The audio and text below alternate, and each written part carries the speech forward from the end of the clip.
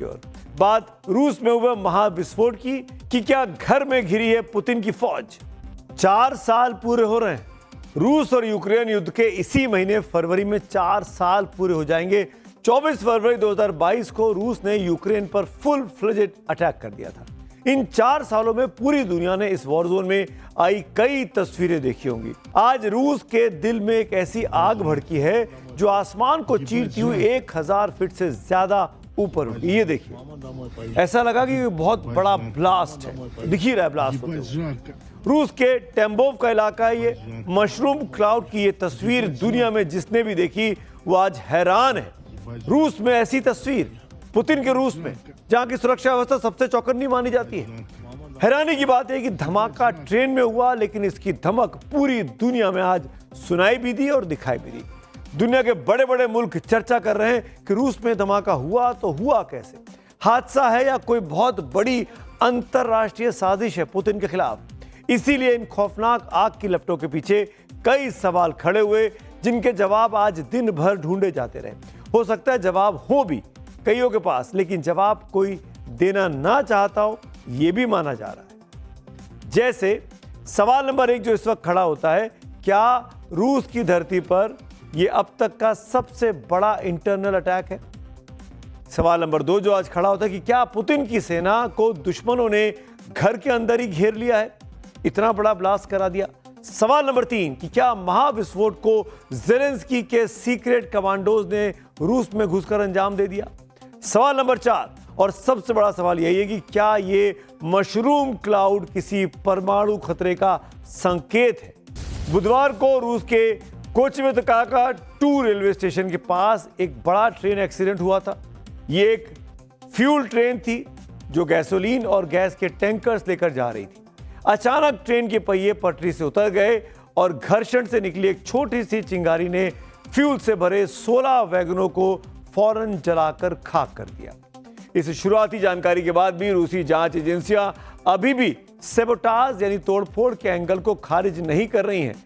भले ही शुरुआती रिपोर्ट इसे एक एक्सीडेंट बता रही हो, अब भले ही ये कोई अंदरूनी या फिर अंतर्राष्ट्रीय साजिश हो या कोई सामान्य सा हादसा, लेकिन इस मशरूम क्लाउड ने रूस की सुरक्षा व्यवस्था पर ऐसा दाग छोड़ दिया है जिसे मिटाना पुतिन के लिए फिलहाल तो आसान नहीं दिखाई देता। और अब बात करेंगे आज की अगली कहानी की, और ये कहानी ईरान से आ रही है कि क्या दुनिया एक महायुद्ध की दहलीज पर है? क्या व्हाइट हाउस की दीवारों के पीछे इस वक्त खलबली है? और क्या वो शख्स जिसे दुनिया का सबसे पावरफुल पर्सन कहा जाता है, उसकी नींद खराब हो चुकी है? जी हां, बात हो रही है अमेरिकी राष्ट्रपति डोनाल्ड ट्रंप की। ट्रंप ने ईरान को बार बार टाइम इज रनिंग आउट कहा है, न्यूक्लियर डील के लिए प्रेशर डाला है, Abraham Lincoln career strike group जैसी जंगी बेड़े को खाड़ी में भेज दिया है। लेकिन ईरान ने जवाब में अपनी मिसाइलों को ऑल आउट वॉर की धमकी के साथ भी तैनात कर दिया है। ईरानी मिसाइल का नाम है सेजिल 2। ये वही मिसाइल है जिसे पिछले साल इजराइल ईरान वॉर में ईरान में पहली बार इस्तेमाल किया गया था। यानी इजराइल पर अटैक ईरान ने इसी सेजिल 2 से किया था। उस वक्त पूरी दुनिया ने देखा था कि कैसे ये मिसाइल आसमान में ट्विस्ट करती हुई इजरायली एयर डिफेंस को भेद रही थी।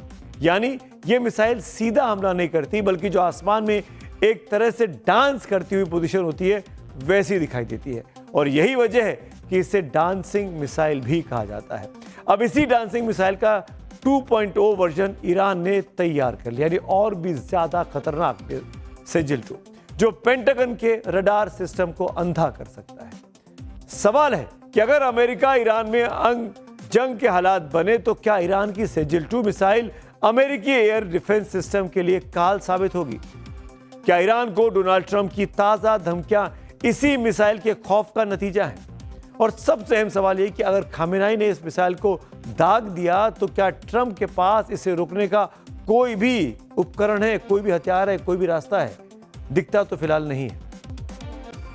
यह है सेजिल 2, ईरान की वो मिसाइल जिसका जवाब अभी तक अमेरिका के पास नहीं। इसी को डांसिंग मिसाइल कहते हैं। जैसे वो जा रही है, देखिए हिलती डुलती, इसको रडार में पकड़ना आसान काम नहीं है। इसीलिए ट्रंप रुके हुए हैं।